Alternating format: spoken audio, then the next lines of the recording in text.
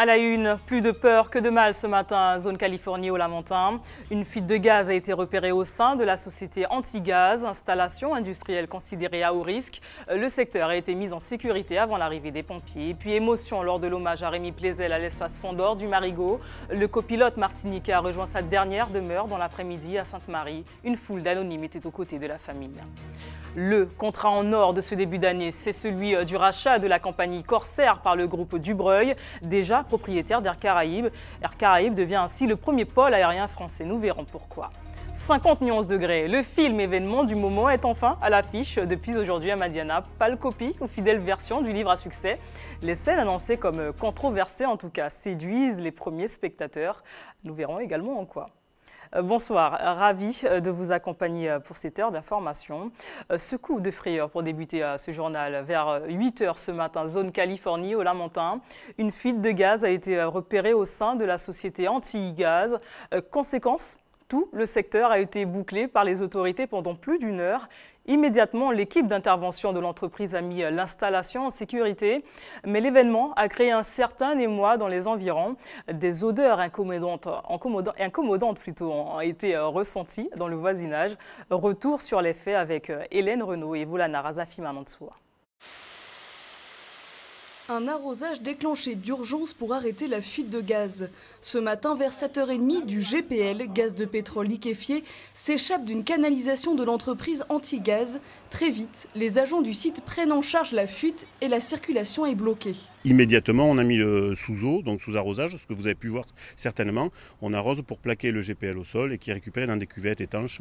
Et donc voilà, il n'y a plus de danger. Donc pas de panique, le danger est écarté au bout d'1 heure d'intervention. Une dizaine de pompiers établit toutefois des relevés pour déterminer tout risque d'explosion de gaz. Donc très rapidement, on a pu en fait lever le doute et ainsi rétablir la circulation et que l'entreprise à ce moment-là reprenne une activité pour procéder à la recherche des éléments et une remise en place de l'installation. Par mesure de précaution, plusieurs entreprises sont évacuées. Certains salariés craignent pour leur santé. Je suis inquiète, je m'inquiète pour ma santé, donc je vais me renseigner pour savoir qu'est-ce qui se passe, afin de savoir s'il faut ne serait-ce faire peut-être une visite, comprendre qu'est-ce qui se passe, je ne sais pas. On est monté haut pour échapper aux émanations de gaz. Des bureaux, ça sentait très fort le gaz, oui, effectivement.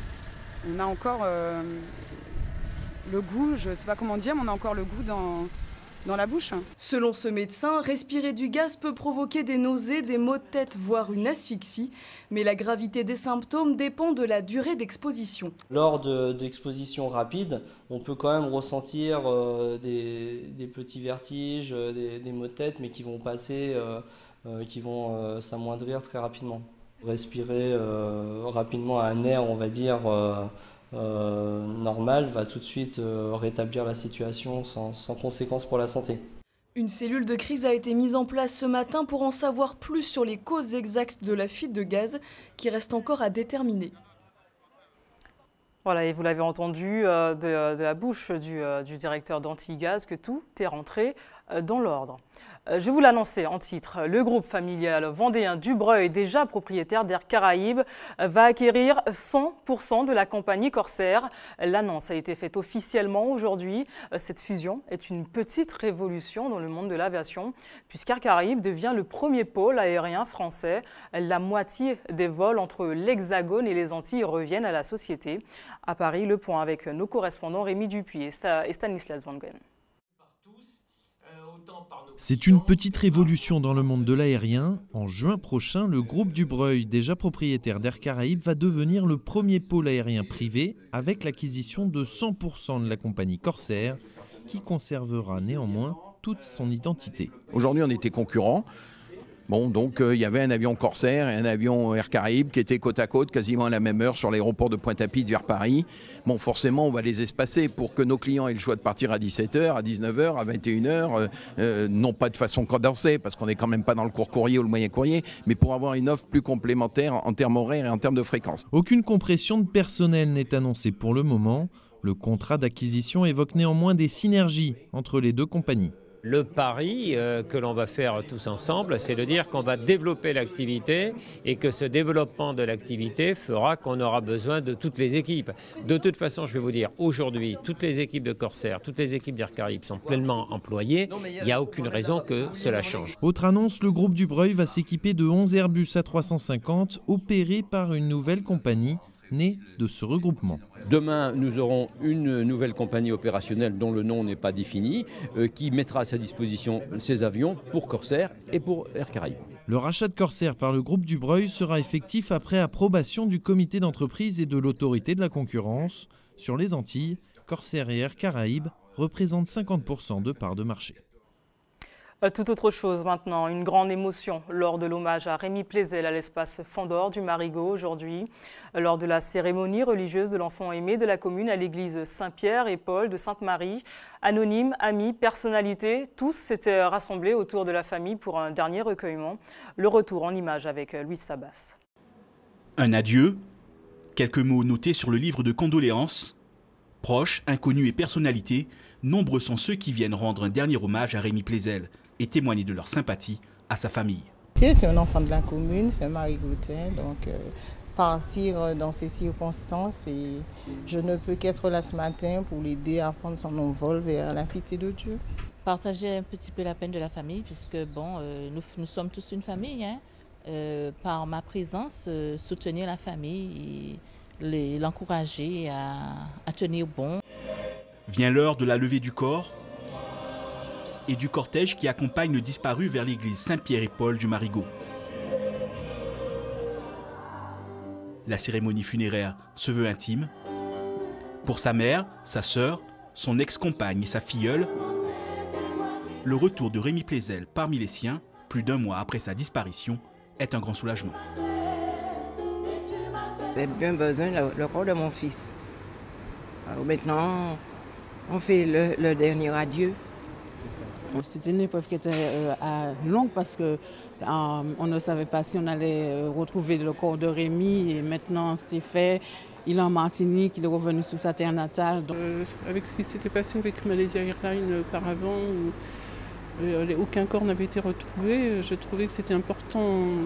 Je plains vraiment la famille des personnes de Malaysia Airlines qui n'ont pas retrouvé leurs défunts. À l'issue de la cérémonie religieuse, Rémi Plézel a été inhumé dans le caveau familial, aux côtés de son frère et de son père, à Sainte-Marie. Au chapitre économie, le pacte de responsabilité et de solidarité annoncé par le président Hollande prend ses pleins effets également en Outre-mer. 5 principes directeurs et 15 mesures vont selon la préfecture renforcer la compétitivité des entreprises et encourager à terme la création d'emplois. Des mesures qui auront des répercussions sur l'allègement du coût de travail ou bien encore sur l'ouverture de droits plus avantageux en réduction d'impôts. Une déclinaison du pacte Outre-mer que nous explique plus en détail le préfet de région puis le président du MEDEF Martinique. Pour une entreprise par exemple qui a une masse salariale d'environ 200 000 euros, avec donc une dizaine ou 11 salariés, ça représente un gain net de 15 000 euros en 2015 et ça représentera un gain net de 18 000 euros en 2016, lorsque le CICE aura atteint son plein rendement.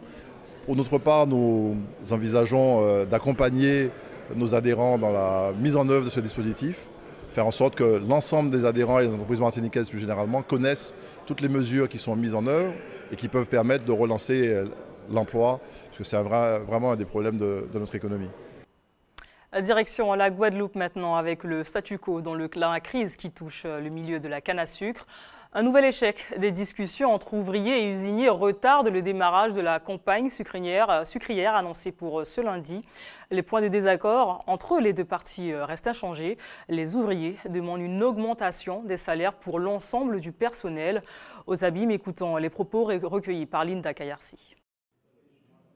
De longues discussions entrecoupées de suspension de séance pour au final un statu quo entre usiniers et ouvriers. Ils ne se sont pas entendus une fois de plus sur l'augmentation des salaires. Une augmentation voulue en pourcentage par la direction et en euros par les représentants des salariés. Les négociations sont restées au point mort aujourd'hui à nouveau. Quand nous restons sur notre position, nous n'allons pas négocier en pourcentage. Nous restons en valeur absolue. On était de 45, on est passé à 40. Et à partir de... Ils n'ont pas bougé. 0,8%. Nous refusons totalement de renégocier en pourcentage. Du coup, pas d'avancée pour cette énième table ronde des négociations annuelles obligatoires de branche qui met du coup en stand-by les 6 autres points de revendication, comme l'augmentation de la prime de transport. Nous avons longuement discuté ce matin de façon constructive sur les principes selon lesquels une augmentation pourrait être procédée. Nous travaillons sur un pourcentage que nous allons présenter la semaine prochaine. En attendant, la récolte qui doit débuter lundi en Guadeloupe dite continentale est pour l'heure compromise. Prochaine rencontre entre usiniers et ouvriers vendredi prochain. Restez avec nous dans quelques instants. Nous parlerons sport avec Stéphane Lupon. Il nous rejoindra pour nous dresser l'actualité sportive de cette fin de semaine. Puis à la veille de ce week-end, instant détente avec Hubert Bornil, direction Cap Chevalier à Sainte-Anne. Le Taxi Cap nous emmènera à la découverte des fonds blancs. Mais d'abord, elle souhaite lever les obstacles qui empêchent l'émancipation féminine, ouvrir la voie vers l'égalité homme-femme. Elles, ce sont les membres de l'Union des femmes de Martinique. Nous recevons ce soir, mille excuses de bafouiller, Rita Bonheur, présidente de l'association. Bonsoir, Madame Bonheur, merci d'avoir accepté notre invitation. Merci de votre invitation. Alors, l'Union des femmes de Martinique propose justement, en ce moment où nous nous parlons, une conférence débat ayant pour problématique la religion. Est-elle un obstacle pour l'égalité homme-femme? Rita Bonheur, je vous retourne la question. La religion est-elle un obstacle pour l'égalité homme-femme? Oui, alors je voudrais d'abord dire qu'il ne s'agit pas d'une conférence débat, mais vraiment d'un échange. La Maison des femmes, ce concept que nous avons mis en place depuis le début de l'année 2014, en fait, c'est un échange libre entre femmes d'abord. Puis, alors je le dis parce qu'aujourd'hui, c'est vrai qu'il y a des hommes qui ont souhaité participer et nous avons mis en place... Parce que la cause féministe ne s'adresse pas forcément qu'aux femmes. C'est ce que nous disons avec force, mais nous pensons qu'il y a quand même des moments où il est important de se retrouver entre femmes pour discuter de certaines choses. Il n'empêche que régulièrement et une fois par trimestre, cette maison des femmes se transforme en maison des femmes et des hommes. Donc que les hommes ne soient pas impatients, la prochaine fois, le 17 avril, ils seront invités à cette maison des femmes et des hommes. Aujourd'hui, donc voilà, nous parlons de... Justement, vous avez anglais sur la religion et l'égalité homme-femme qui a égalité, inégalité. La réponse peut-être... Oui, alors il y a des questions à se poser lors de cet échange. C'est vrai que tous les textes sacrés de toutes les religions portent la prééminence de l'homme sur la femme. Que ce soit dans la religion catholique où on vous dit que les femmes n'ont pas à être prêtres, dans la religion musulmane où on vous dit que un témoignage d'homme vaut 2 fois celui d'une femme, dans la religion hindouiste où la femme vit tellement par son mari que quand il meurt, elle doit disparaître aussi et être brûlée. Et donc, même le bouddhisme qui dit il n'y a rien de moins pur que le corps d'une femme. Donc, c'est vrai que tous ces textes sont des textes importants, mais qui ont été écrits à un moment donné. Et aujourd'hui, comment on arrive à concilier féminisme et foi? Il faut se poser la question. Il y a des personnes qui relisent les textes et qui disent que, on peut relire autrement, on peut revisiter ces textes. Vous citez un certain nombre de religions. Est-ce que vous voulez dire par là qu'en fonction des interprétations que l'on fait, que le Dieu que certaines personnes vénèrent craint la femme? Nous voulons dire que pendant très longtemps, on nous a expliqué dans toutes ces religions que les femmes, alors qu'elles sont très nombreuses justement à croire en un Dieu, que les femmes n'étaient pas les égales des hommes et qu'au contraire, l'homme avait la domination sur elles. Par contre, aujourd'hui, nous savons que certaines personnes relisent ces textes ou relisent en tout cas la philosophie de ces religions et voient les choses autrement. Donc, il n'est pas pour nous question de condamner de façon définitive les religions, mais d'inviter peut-être justement à cette réflexion et à ce questionnement. Alors, est-ce que justement le choix de cette date est-il un hasard du calendrier ou puisque là, nous entrons en période de carême, il y a 2 jours encore, certaines personnes couraient très peu vêtues dans les rues. Donc, vous voulez lancer un message par là? Nous essayons d'avoir des thèmes d'actualité. Donc, effectivement, la religion, on en a beaucoup parlé vu l'actualité depuis janvier. Et puis, c'est vrai que maintenant, on rentre en principe dans une période un peu plus de réflexion religieuse. Donc, c'est aussi pour nous l'occasion de nous poser ces questions. Alors, justement, recentrons le débat sur la Martinique. Qu'en est-il en Martinique du rapport qu'ont les hommes et les femmes par rapport à la religion? Est-ce qu'on peut se dire qu'il y a certains problèmes, certaines problématiques qui émergent de cela? Écoutez, moi je crois que la situation ici n'est pas singulière par rapport au reste du pays ou de l'Hexagone ou même international. C'est-à-dire qu'il y a ce qui est dit dans les textes, il y a la façon de vivre sa foi, et il y a, bien entendu, il y a beaucoup d'hommes aujourd'hui et de femmes qui se disent croyants, mais aussi empreints de cette volonté d'égalité, de communication entre les femmes et les hommes. Donc pour nous, il peut y avoir antinomie selon le regard qu'on a sur ces religions. Alors, permettez-moi, Rita Bonheur, avant de vous dire au revoir, et pour pouvoir justement faire une transition parfaite avec le prochain sujet que nous allons aborder, est-ce que vous avez ouï dire de ce film assez controversé qui est à l'affiche en ce moment à Madiana, 50 nuances degrés. On y parle de sadomasochisme de manière assez crue. Certaines femmes se retrouvent dans ces lignes en disant voilà, qu'elles se sont retrouvées ou libérées avec ces quelques lignes. Moi, je crois que c'est vrai qu'en ces temps difficiles de frustration, bon, les femmes, les gens ont un petit peu envie de rêves et d'illusions. Simplement, peut-être un petit peu aussi plus de dialogue, de complicité et d'enrichissement dans le couple aussi, parce que bon, quelquefois, c'est pas toujours très satisfaisant. Mais je crois que nous, féministes, nous ne pouvons pas nous satisfaire d'une relation de domination, d'une relation où on parle de fessées, comment dire, voilà, à sens unique, de correction, etc., à sens unique. Et puis, donc, ça pose la question de jusqu'où on peut aller au nom de l'amour. Jusqu'où peut-on renoncer à soi, à son estime de soi, au nom de l'amour. Et je crois qu'il faut qu'au-delà de cette romance et de cette illusion, eh bien, qu'on ait bien ancré en nous cette question et que nous, femmes, nous puissions y réfléchir. Rita Bonheur, merci d'avoir répondu à mes questions. Merci. Je vous laisse justement aller à cette réunion entre femmes et hommes à la maison des femmes. Merci. Merci encore une fois. Le film 50 nuances degrés, justement, on en parle, attendu par des millions de fans. L'adaptation du best-seller érotico-sentimental se révèle assez fidèle des sulfureuses lignes écrites par la romancière Elle James. Le film, sorti en salle aujourd'hui à Madiana, je vous le disais il y a quelques instants, doit s'adresser à un public averti, selon Guy Raphaël René, notre reporter, ayant vu les premières lignes, les premières images du film, aux côtés d'autres Martiniquais reportages. Vendu à plusieurs millions d'exemplaires à travers le monde, le livre de E.L. James a suscité un engouement pour les histoires érotiques chez les Martiniquais. Depuis son arrivée ici il y a 2 ans, 5000 achats ont été enregistrés dans les différents points de vente de ce libraire, dont 800 dans cette boutique.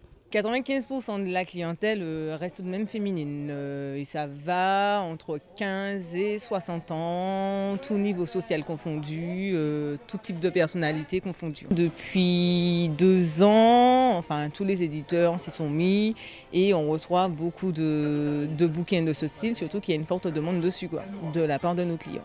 Après le succès du livre, l'adaptation cinématographique ne s'est pas fait attendre. 50 nuances degrés suscite toujours la curiosité dans la population. Aujourd'hui, pour la première séance publique, des personnes de tous âges ont fait le déplacement. Il y a une amie qui m'a dit qu'elle a lu le livre, donc ça l'a intéressée énormément. Et le fait qu'elle ait lu le livre, quand elle m'a raconté en gros le résumé du livre, je me suis dit ah ben tiens, c'est super, j'aurais bien aimé lire le livre déjà et aller voir le film. Sur 3 tomes, j'ai apprécié, disons, 2 tomes.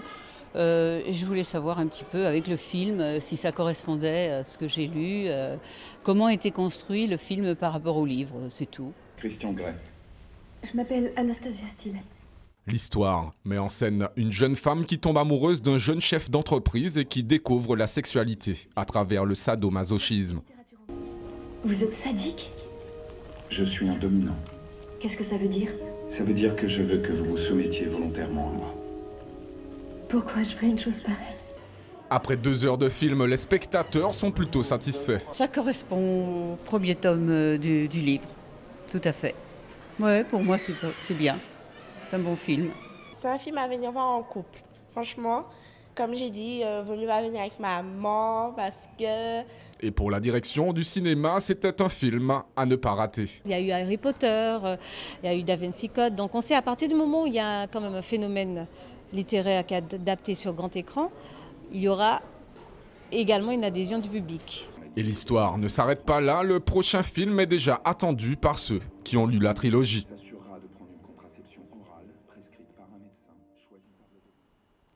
Comme chaque vendredi, parlons sport maintenant. Stéphane Lupon est avec nous pour faire le point sur les événements sportifs du week-end. Stéphane Lupon, bonsoir. Bonsoir Océlia. Nous parlerons équitation, athlétisme, entre autres choses. Entre autres choses, et oui, balle cassée, violon dans le sac, il est temps de reprendre le chemin des stades et des hippodromes pour les chevaux. On va démarrer donc avec le concours intercaraïbe de saut d'obstacle qui démarre ce soir. Entre autres rendez-vous, il y a également le premier tour des Carifta Games en athlétisme et puis début des demi-finales de la Coupe de Martinique en volleyball. En basketball, c'est la 15e journée du championnat élite qui est programmée. L'essentiel et le détail de l'agenda est signé Karil Chassol. Le temps fort de ce week-end est sans conteste le concours intercaraïbe de saut d'obstacle. Il débute ce soir au centre équestre L'Hippocampe de Carrière. Une compétition qui se poursuit demain et s'achèvera dimanche. En athlétisme, dimanche aura lieu au stade Pierre-Aliquer le premier tour des Carifta. Nos athlètes seront présents de 8 à 13 heures afin de réaliser les minima en vue des Carifta Games qui auront lieu à Saint-Kitts-et-Nevis en avril prochain. Sport collectif en volleyball débute demain des quarts de finale de la Coupe de Martinique. Chez les femmes, la JS franciscaine sera face au Good Luck demain 19h au gymnase du François. Au masculin, une rencontre également au menu, le choc Espoir Éveil demain 20h à Sainte-Luce. Suite de ces quarts de finale, la semaine prochaine. En basket, début ce soir de la 15e journée du championnat élite. Chez les hommes, à Ducos, l'US Ducossaise reçoit le SC Lamantinois. Suite de cette journée demain 20h avec 3 rencontres, dont un alléchant Golden Lion Golden Star. Chez les femmes, toutes les rencontres se dérouleront demain 18h. À noter les chocs gauloises Black Star ou encore le derby lamantinois entre le Sporting et l'Aiglon. Retour, Stéphane Lupon, la suite de notre actualité sportive de ce week-end. Le grand rendez-vous de ce week-end, Karil Chassol vient de le dire, c'est bien sûr le concours intercaraïbe de saut d'obstacle qui a démarré ce soir, a démarré à 18h30 avec la reconnaissance de l'épreuve de warm-up pour les cavaliers invités. Des cavaliers invités qui viennent un peu de toute la Caraïbe, trinidadiens, barbadiens, guyanais, saint-martinois, jamaïcains et bien sûr les martiniquais et les guadeloupéens qui sont de la partie. Demain, 10h30, c'est le premier rendez-vous, puisqu'on va recommencer avec les reconnaissances de parcours. Et puis, jusqu'à dimanche, des sauts, des sauts et des sauts. C'est l'occasion de voir les cavaliers faire corps avec leur monture. C'est l'occasion de voir comment c'est beau, le sport équestre. Donc, bien sûr, c'est gratuit, on peut tous y aller.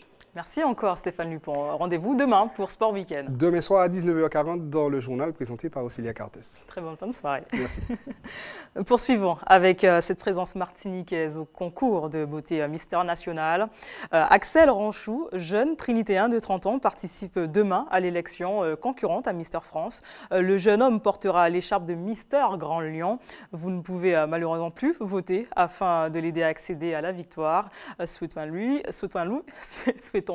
plutôt, en revanche, toute la réussite demain. Poursuivons tout de suite avec l'information locale et communale avec un plat feu dans vos quartiers tout de suite.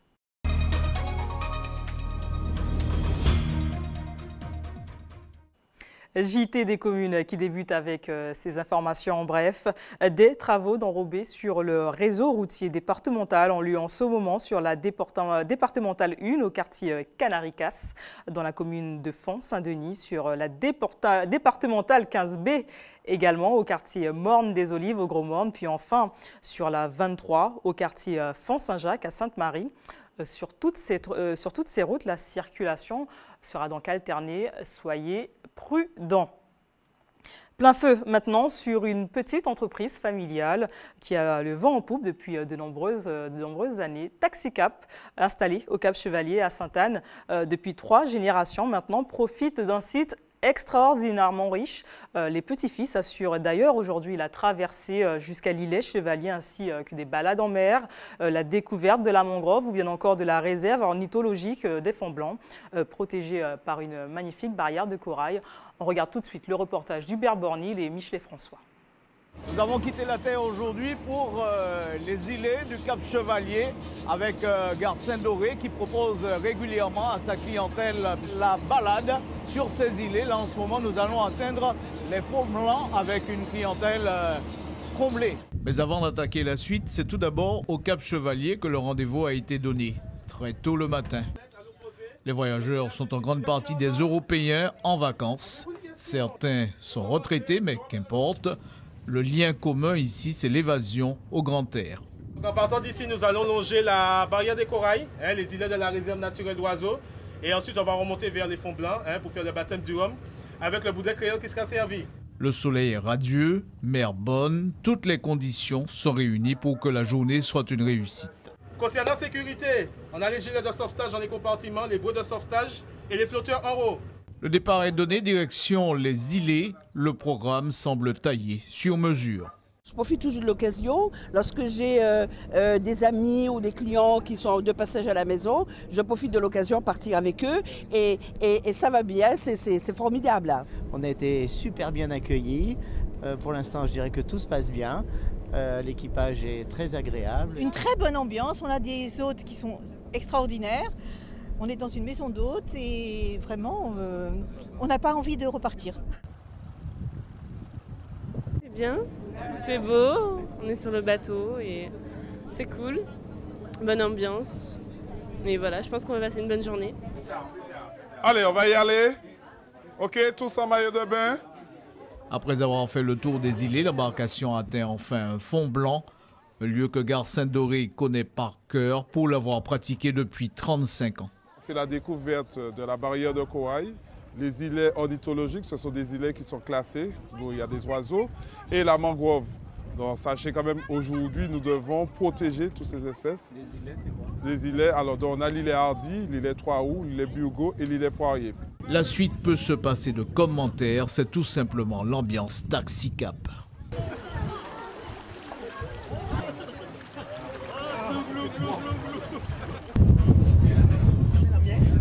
Mais voilà, ça a été une belle balade. Francis, c'est mon pote, ça s'est bien passé. Super. Il y a longtemps qu'on se connaît et je l'aime. Voilà donc, on se dit tous qu'on se retrouvera un jour forcément ici même, en compagnie de Gare Saint-Doré pour une autre balade, vivement la prochaine.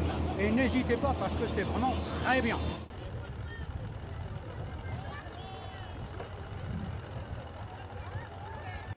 Voilà, c'est sur ces images d'évasion que se termine votre journal local et communal. Restez sur ATV, on se retrouve dans une poignée de secondes avec Régine Germani pour Antche PIA.